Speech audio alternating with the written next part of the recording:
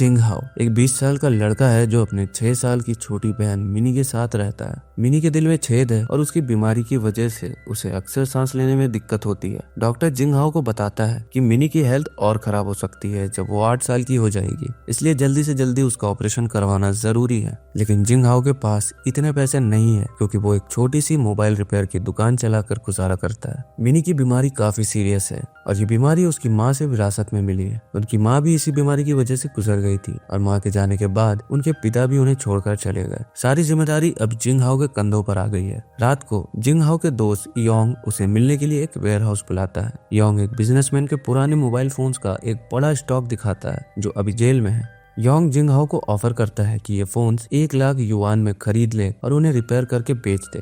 Yong को पता है कि जिंग हाओ एक्सपर्ट है और हर तरीके के खराब फोन्स को रिपेयर कर सकता है। जिंग हाओ कुछ फोन्स घर ले जाता है और उनके पार्ट्स को चेक करता है। फोन्स की क्वालिटी वैसी नहीं होती, लेकिन अपनी एक्सपर्टीज से वो सभी फोन्स को रिपेयर कर लेता है। तभी उसे ये आइडिया आता है कि पुराने फोन्स को रिपेयर करके बेचने का एक प्रॉफिटेबल बिजनेस बनाया जा सकता है। वो अपनी छोटी दुकान को गिरवी रखकर लोन अप्लाई करता है और सारे फोन्स खरीद लेता है। जिंग हाओ का कैलकुलेशन होता है कि अगर वो फोन्स बेचते तो उसे 9 लाख युआन का प्रॉफिट हो सकता है, जो मिनी के ऑपरेशन और एक बेटर लाइफ के लिए काफी है। लेकिन एक प्रॉब्लम आ जाती है। 2 हफ्ते बाद गवर्नमेंट एक नया कानून पास करती है जिसमें पुराने फोन्स को खरीदना और बेचना इलीगल हो जाता है। ये न्यूज सुन के जिंग हाओ के सपने चकनाचूर हो जाते हैं। उसके पास अब फोन्स का एक पहाड़ जमा हो चुका है, लेकिन वो समझ नहीं पा रहा कि उनसे कैसे छुटकारा पाए। जिंग हाओ ने अपने सपनों को जिंदा रखने और अपनी बहन मिनी के लिए एक बेटर फ्यूचर बनाने के लिए पूरी जान लगा दी है। जिंग हाओ ने शाइनिंग इलेक्ट्रॉनिक्स कंपनी के ऑफिस जाने का फैसला किया, जहां उसकी मुलाकात लाई पिंग नाम के एक मैनेजर से हुई। जिंग हाओ ने पिंग को ऑफर दिया कि वो पुराने फोन्स के स्पेयर पार्ट्स को रिपेयर करके उन्हें गरीब देशों में बेच सकता है।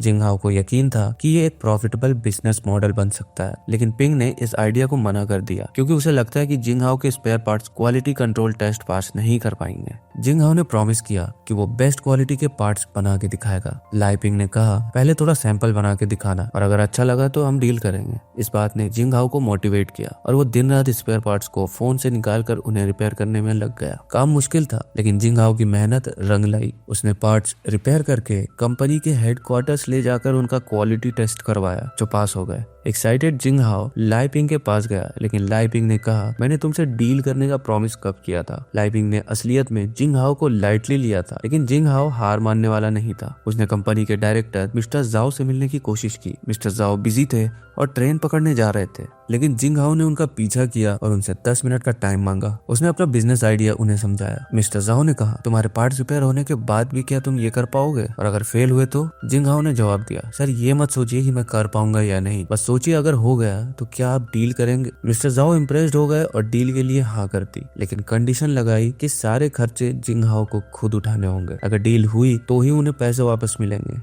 डील रिस्की थी क्योंकि अगर जिंग हाओ सक्सेसफुल होता तो करोड़पति बन सकता था, लेकिन अगर फेल होता तो उसकी पूरी जिंदगी लोन्स चुकाने में निकल जाती। कुछ दिनों बाद बैंक ने उसकी दुकान जब्त कर ली और गुजारे के लिए उसे अपनी बाइक तक बेचनी पड़ी। जिंग हाओ ने अपने दोस्त टीम की मदद ली और एक जॉब के लिए अप्लाई किया। उसे बिल्डिंग्स की खिड़कियां साफ करने का काम मिल गया। जितने पैसे मिलते उनसे जिंग हाओ ने अपनी नई फैक्ट्री के लिए एक पुराना गोडाउन किराए पर ले लिया और 3000 युआन देकर सफाई शुरू कर दी। अब सभी फोन्स गोडाउन में पहुंच गए, लेकिन अब प्रॉब्लम थी वर्कर्स की। जिंग हाओ और टीम के पास वर्कर को सैलरी देने के लिए पैसे नहीं थे। तब किसी ने उन्हें सजेस्ट किया कि वो रिटायर्ड लोगों को हायर करे जो कम पैसे में काम करने को तैयार होते हैं। जिंग हाओ का सब कुछ टूट गया था, लेकिन उसके अंदर एक प्रॉमिस था जो उसने अपनी माँ से किया था, मिनी का ख्याल रखना। इस प्रॉमिस के सहारे उसने अपनी हर हिम्मत को इकट्ठा करने की कोशिश की। उसके कंपनी नाइस व्यू के वर्कर्स जो एक फैमिली की तरह बन चुके थे, उसकी कंडीशंस को समझने लगे थे। कॉन्ग मोई जो एक एक्सीडेंट के बाद अपनी सुनने की शक्ति खो चुकी थी। जेम्स जो अपने गुस्से के कारण पहले मैनेजर से जेल तक पहुंच गया था, और हांजी जो गेमिंग एडिक्ट था, सभी उसके लिए एक सपोर्ट सिस्टम बन गए थे।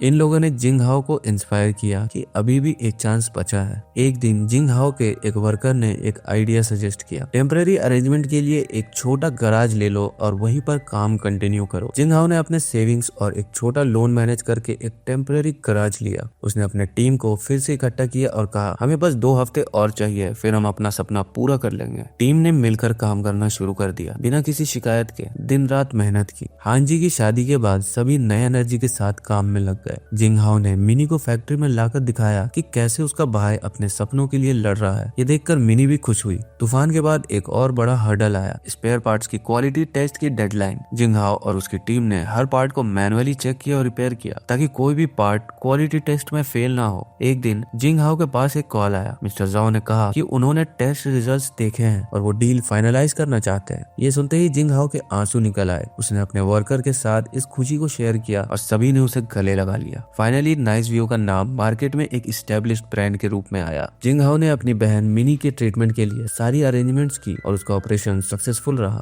मिनी एक हेल्दी और खुशहाल जिंदगी जीने लगी। जिंग हाओ की जर्नी एक सबक है कि जिंदगी कितनी भी मुश्किल हो, अगर हम मेहनत और डेडिकेशन से काम करें तो हर सपना सच हो सकता है। नाइस व्यू न सिर्फ जिंग हाओ की कहानी है बल्कि उन सब लोगों की भी है जो जिंदगी में कभी न कभी हार के करीब पहुंचते हैं। तभी उसके वर्कर्स ने कहा कि वो अपना काम अपने घरों से करने को तैयार है। वो जिंग हाओ को इस मुश्किल वक्त में अकेला नहीं छोड़ सकते क्योंकि अब वो सब एक फैमिली की तरह बन गए थे और फैमिली में किसी को अकेला नहीं छोड़ा जाता। इसके बाद सभी वर्कर्स ने अपने घर से काम करना शुरू किया और इधर जिंग हाओ ने भी दिन रात मेहनत की। एक रात मिनी ने जिंग हाओ का शुक्रिया अदा किया क्योंकि वो जानती थी कि जिंग हाओ इतनी मेहनत सिर्फ उसके लिए कर रहा है। आखिरकार डिलीवरी का दिन आ ही गया और जो स्पेयर पार्ट्स उन्होंने ठीक किए थे वो टेस्टिंग के लिए चले गए। कुछ समय बाद जिंग हाओ और उसकी टीम को कंपनी के ऑफिस में मिस्टर जाओ से मिलने के लिए बुलाया गया। मिस्टर जाओ ने जिंग हाओ की मेहनत की तारीफ की और कहा कि उनके स्पेयर पार्ट्स 87% क्वालिटी टेस्ट में पास हो गए हैं। जिंग हाओ के काम से इम्प्रेस्ड होकर मिस्टर जाओ ने उसे 2 साल का कॉन्ट्रैक्ट ऑफर किया जिसके बदले में उसे 50 लाख युआन मिले। आखिरकार जिंग हाओ की लगन और हार्डवर्क रंग लाई। डील पक्की होने के बाद जिंग हाओ और उसके साथियों ने नाच गाना करके अपनी खुशियां मनाई। इसके बाद जिंग हाओ ने मिनी का ट्रीटमेंट भी करवा दिया। 6 साल बाद हम देखते हैं कि जिंग हाओ की कंपनी नाइस व्यू नए हाइट्स को छू चुकी है और जिंग हाओ अब एक करोड़पति बन चुका था। सिर्फ जिंग हाओ ही नहीं, उन लोगों का भी जीवन सुधर गया था जो उसके साथ पूरा वक्त बिता चुके थे। जिंग हाओ ने उन लोगों का साथ कभी नहीं छोड़ा जिन्होंने उसका साथ दिया था और उन सभी को भी अमीर बना दिया। अब वो सब एक अच्छी सक्सेसफुल लाइफ जी रहे हैं। और इसी के साथ ये मूवी यहीं खत्म हो जाती है। अगर वीडियो पसंद आई हो तो लाइक कर देना और चैनल को सब्सक्राइब कर लेना। मिलते हैं अगले वीडियो में।